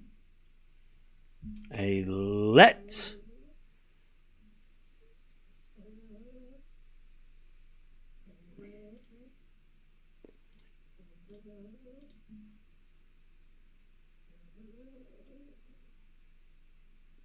Serve goes in the back into Cabrera. Slice to the forehand of Eala. Cabrera with a forehand pass is a winner. All right, 30-40. Yep, Dring, thank you, appreciate it. Please don't spam. But I thank you for the nice words. Thank you for the nice words. I think Goran is Tsitsipas beats Nole and Goran coaching. That'd be wild. I don't think it's going to happen, but that'd be crazy.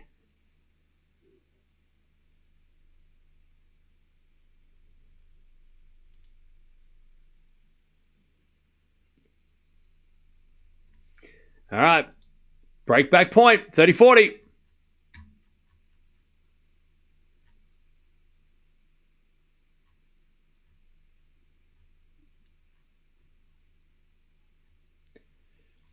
There's a bit of fault from Eala. Second serve.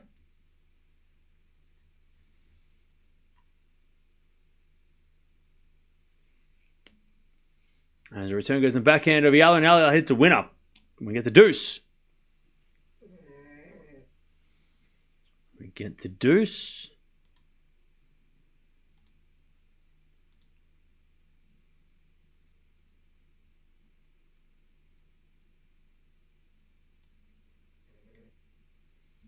We get to deuce.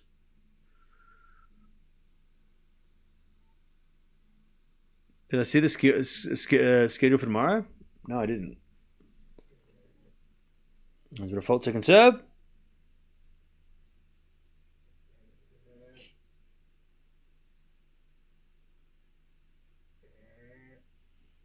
Second serve in the forehand of Cabrera. Forehand from Eala on the stretch. As Cabrera forehand again, the forehand of Eala. Cabrera comes in with the drop volley winner. No, Eala gets it. And then the volley from Eala's a winner. And she gets to advantage. Nice. Recovery from Eala. And she takes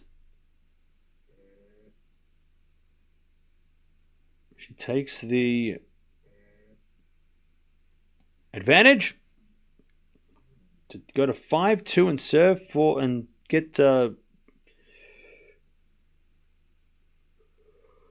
have Cabrera serve to stay the match. Oh, pardon me.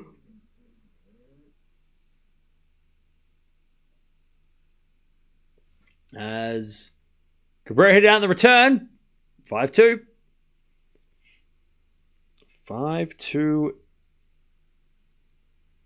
Eala.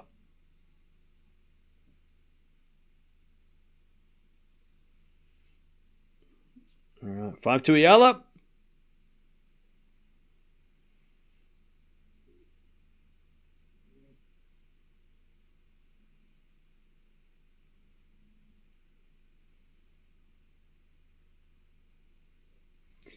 All right. So Raducanu and Shrimkova, are they playing tomorrow?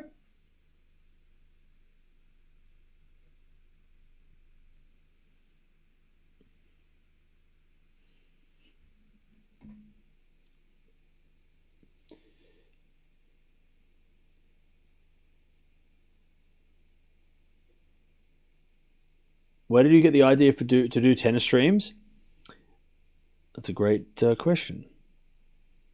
Well, in 2018, I was sitting around one day in my house and was watching Shanghai. And I had seen, I think it was like during the World Cup that year, I'd come across like these watch-along channels that did like football and watch-alongs. And also there's a channel called the MMA Holes, who I watched for UFC, because at UFC I couldn't find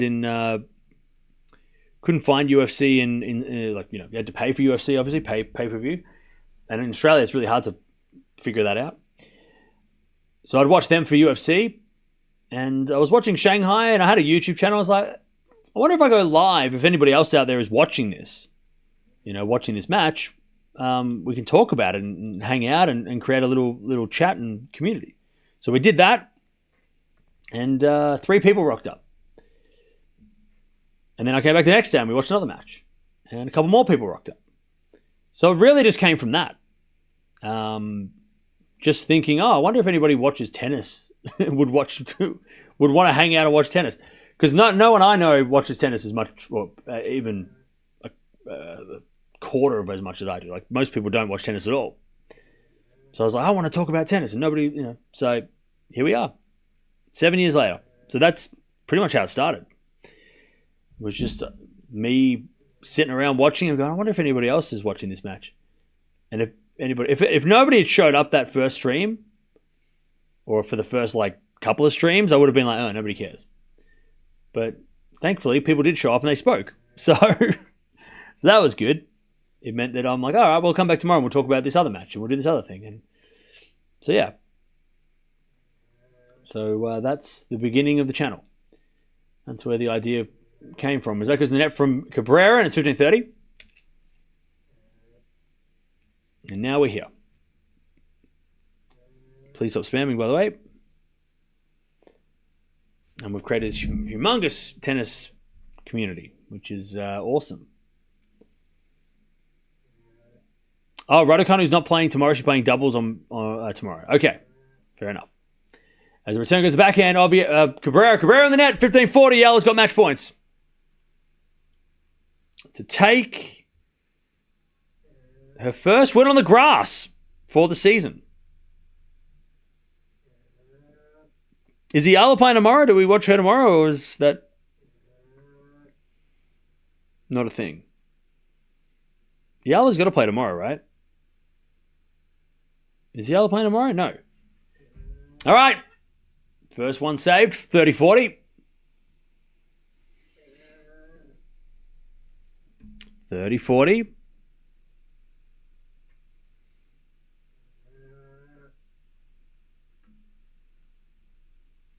30-40.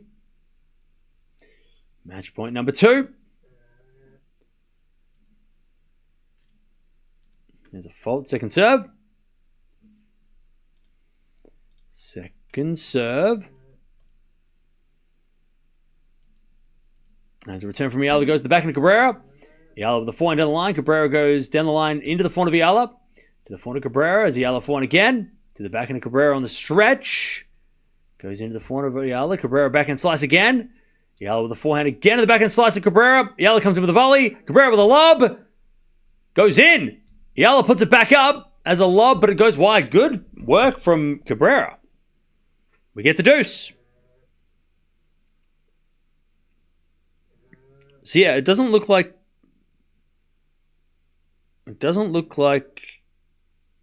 she's playing tomorrow, Eala. So we'll.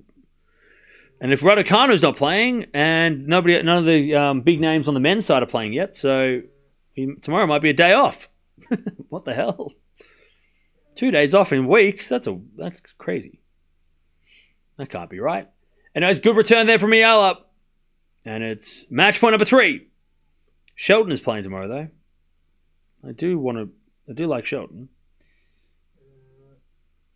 I don't know. I mean, we've got to take the time off when we get it, right?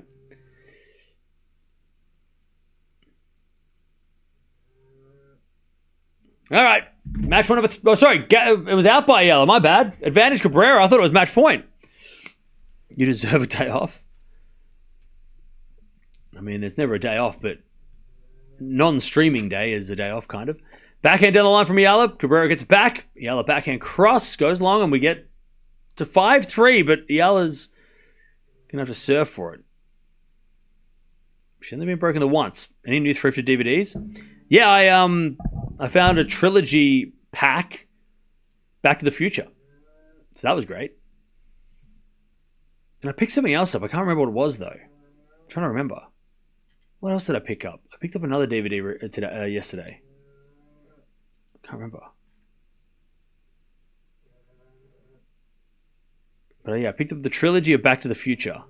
Oh, and a 2-pack of M. Night Shyamalan. It was a 2-pack. It was The Village and Signs. So I watched that on Friday too. Anyways, 4-1 goes out by Eala and it's love 15.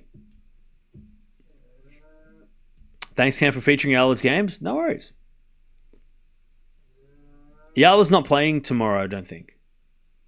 I think she's got the day off. Oh, pardon me. Love 15. Signs is good. Oh, yeah, I haven't seen that for a while.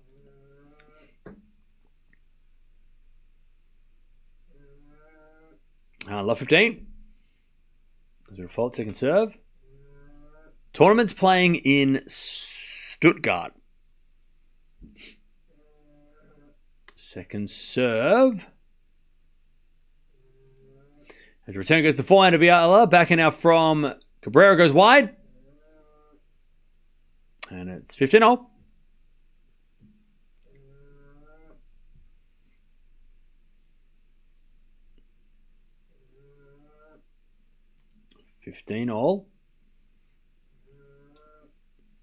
By the way, chat, please tell me that you haven't bought any of those what are they called? Labubus or whatever they're called. Is that what they're called? Labubus? Please tell me you haven't bought any of those. As we go backhand out of the forehand of Cabrera. Forehand out from Eala on the stretch. Cabrera backhand. Goes wide. 30-15. God, no. All right. Well. Okay, good. Just checking. Just wanted to make sure. Zverev's playing Stuttgart. Yeah, he is. Zhang was talking about those. I know. Eala has a Labu. No, apparently a lot of people have them. They're apparently a thing. You won't get me. I'm not getting into that. The slippery slope. 30-15. As we return now to the forehand of. I'll stick to tennis cards. As we got a backhand now from that goes out by Eala and it's 30-0. I don't get the Labubu. What is that and where did it come from? I think it came out of China. And it's just basically 2025 Beanie Babies. Where you can attach your personality to a fuzzy toy. I think that's what it is, right? 30-0. As the backhand goes into the forehand of Eala, but Eala hits it out 30-40. I thought I was going to sleep. It's 4 a.m., but no. 30-40. This is Alcaraz Sinner all over again. I heard it was in Australia, or at least very popular down. Oh, it's very popular everywhere. I don't think it didn't originate here, though.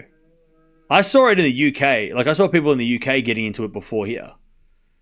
I'm going to be honest, though. I have seen literally 0 people that have them. Because I don't hang out with people that have them, I guess. I don't hang out with people. I have a dog. Mia hasn't got into it yet. As it a 4 now from Eala, that's a winner deuce. It's just scratching my head. I'm just scratching my head. Okay. I don't get it. What are you referring to? Labubu. No Sixth Sense? I haven't found Sixth Sense yet, but I'm trying to find it. Might have to go to the thrift tomorrow and find it. See if I can find it.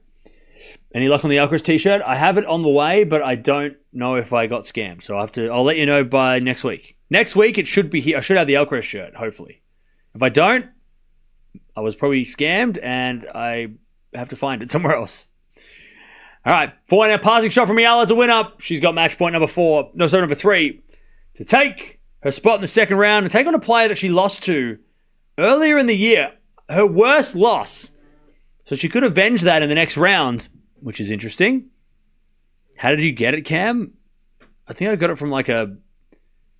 I went onto like I think it was a paddle website that was selling Nike outfits. I don't know. That's why I'm worried. I'm scared. Because I got it off a website that I don't understand. Backhand goes into the front of Eala. Into the backhand of Cabrera. That goes wide. Eala wins. her first win on the grass for 2025, and she takes on Rissa. We're going to get the name right when we watch it next in the next round. But she did lose to Rissa in a tournament earlier before Miami. I think it was at the start of March. So we'll see what she can do in this rematch. But Eala wins in straight sets. I'll stick to Squishmallow. Squishmallow. Every time I see a Squishmallow in the store, I have to squish it. Squishmallows are so... If I didn't have a dog that likes eating stuff, I would probably have a Squishmallow of a tennis ball somewhere in here. But Squishmallows are so soft. They are... I can't help myself. I'm just like...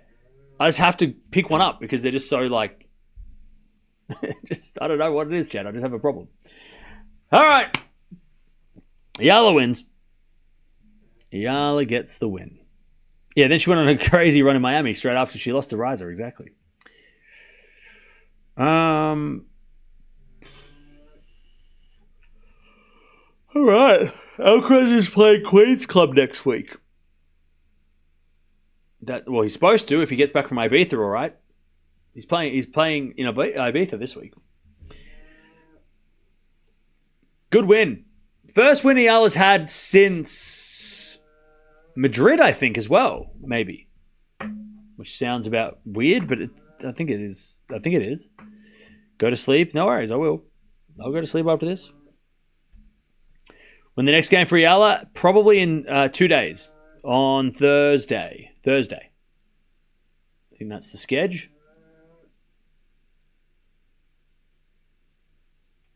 Nisimova's playing tomorrow. Look, I'm not planning on watching much this week because next week we're going to be watching everything. So we're going to watch a little bit of Raducanu, a little bit of Eala, a little bit of maybe some of the guys as well, but I'm not planning on watching everyone every day. Just a couple of the people that people want to, and again, it's like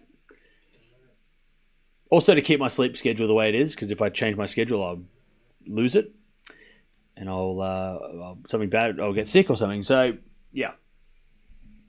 So we'll watch a little bit of some players, but again, it won't be hardcore until next week. Next week, we start watching everybody who, next week's a huge week. Next week is the week.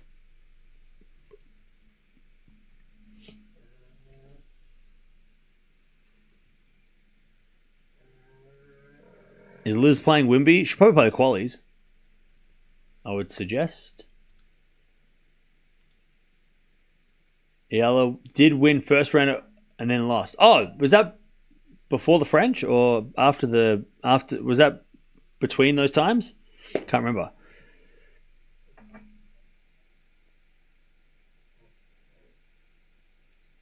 Thanks, Cam. Hope Eala will continue W.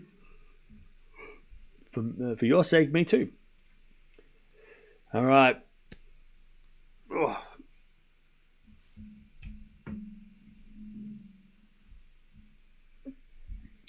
Labubu, another Chinese junk. It's not getting one for sure. I'm not getting one for sure. Okay. You sound like Swiatek. Is that Swiatek said that too? Oh no, Feast withdrew from Hella. That sucks. I'm going as you keep cutting out. Yeah, sorry, my internet is... We've been using a hotspot for the entire day, so we've been actually pretty lucky because my hotspot has been keeping us alive. Shout out to the hotspot.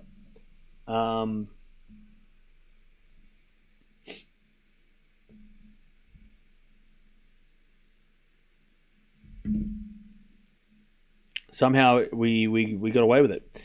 Hopefully my internet works tomorrow. But I'll see you guys tomorrow. By the way, shout out to, and I know who sent it, but I'm not going to say your name because you've said anonymous and I'm not going to say it. But thank you. You know who you are for the $360 super chat. The $360 donation. I appreciate it. I got an email and it said, so I appreciate it. You know who you are. I'm not going to say your name out loud because you're anonymous for a reason. But very generous, so thank you for that. But we'll be back maybe tomorrow. I don't know. We'll be back. in the next couple of days. Eala wins in straight 7-6, 6-3. She will take on Reiser, who she lost to a couple of months ago, in a bit of a revenge match. We'll see if she can get it. Raducanu also wins. I might see you tomorrow. I don't know. Just wait and see.